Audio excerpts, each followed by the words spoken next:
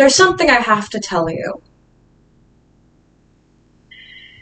Do you remember ever wanting to hear the sentence after that one? I don't. There's something I have to tell you has never in the history of man been followed by, we just won the lottery, or I discovered the cure for blindness. That is especially true when the person uttering that sentence is your husband, and, he's about to die. Earlier last week, we discovered John had 3 separate forms of cancer: pancreatic, liver, and prostate. A cancer overachiever, as I told him.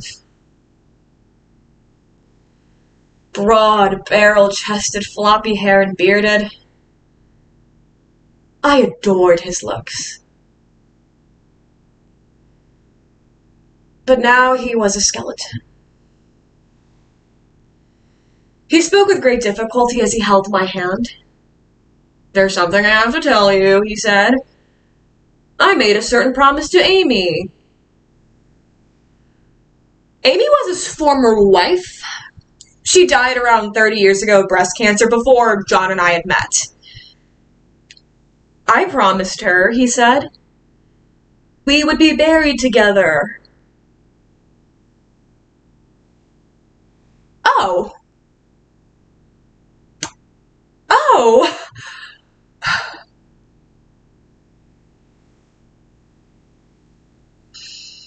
In Psychology Today's article, Married to Two People, The Romantic Lives of Widows, they explain how widows can find romantic love, but the relationship is often a complex three-hearts relationship where one partner is physically absent but psychologically present.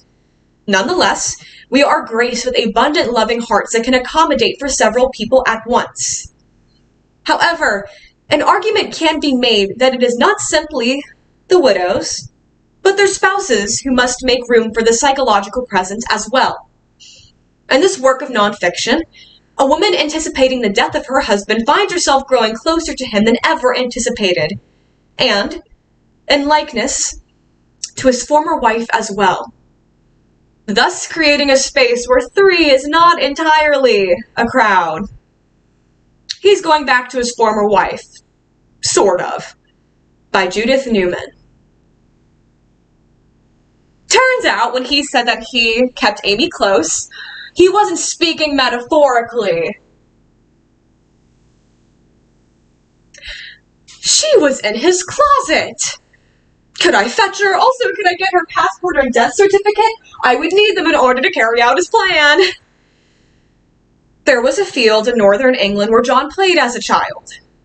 He wanted to be buried there. With Amy. Not scattered. The field still existed, but the area was no longer so rural, and John didn't want to end up blanketing a local parking lot. How thoughtful of him. So I was to take his box of ashes and Amy's, get a shovel and probably a flashlight, because this was illegal, so we need to take care of this at night, the funeral equivalent of a dine and dash, and joining me, us, would be our 2 sons, Henry and Gus, who are currently far more interested in this adventure of an illicit burial than what it all meant. I mean, John said he always figured I'd be the first to go. The fact that I am 30 years younger than him in no way deterred him from this thought. John seemed the grumpiest of men, but in key ways he was an optimist.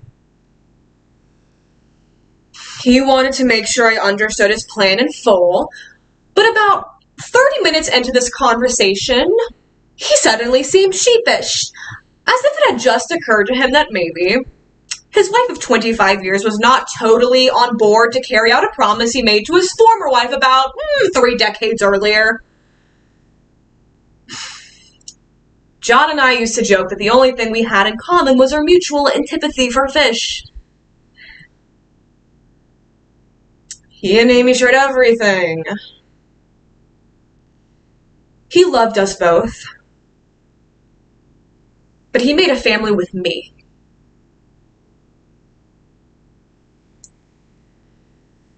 I never kid myself, though. I explained the situation to my friend Hillary over lunch. I don't want to be his ashy third wheel, I groused. Here's what you do, she said. You put Amy in some sort of suspicious-looking container. Something metal so that TSA can't see through it in the screening. Amy looks like a bomb. Oops. TSA just has to keep her. Oh no, you tried.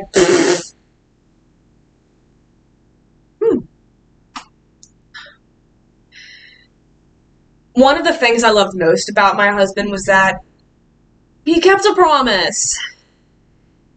Even the stupid ones that meant absolutely nothing to anybody but himself. John couldn't quite remember where he put Amy's papers. He knew they were in the house, and I did as well, because he threw out literally nothing. But during my search, I found other things I wanted to ask him about. Like, why did my peace-loving husband have a police summons from 2002 for disorderly conduct that he just never mentioned to me? And why were there photos of him happily rowing a woman I had never heard about before in a pond in Central Park? And why was she dressed like a mime? And by the time I wanted to ask him about all of this, he could no longer speak.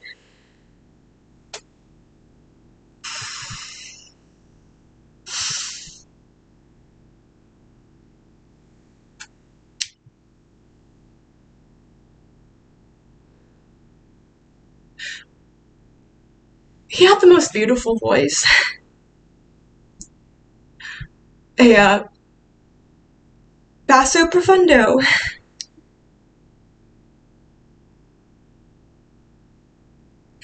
And in hindsight, I am glad our final conversations did not include the police or mysterious minds. Instead, he said,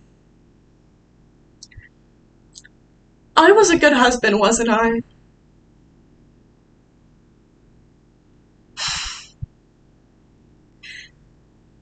You were wonderful.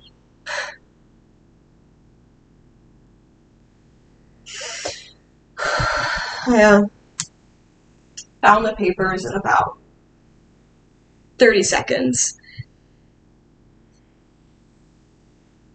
He didn't even need to tell me where he put them. I just knew my husband.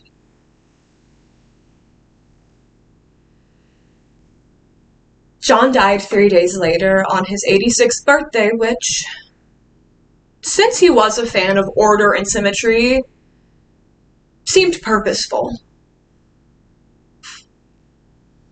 My son Henry, when I broke the news, well, the good news is now you get to be the favorite parent. That helped a lot. The cremation was super cheap, and both their containers are plastic.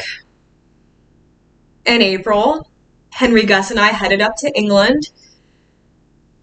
I let the boys carry John while I carried Amy.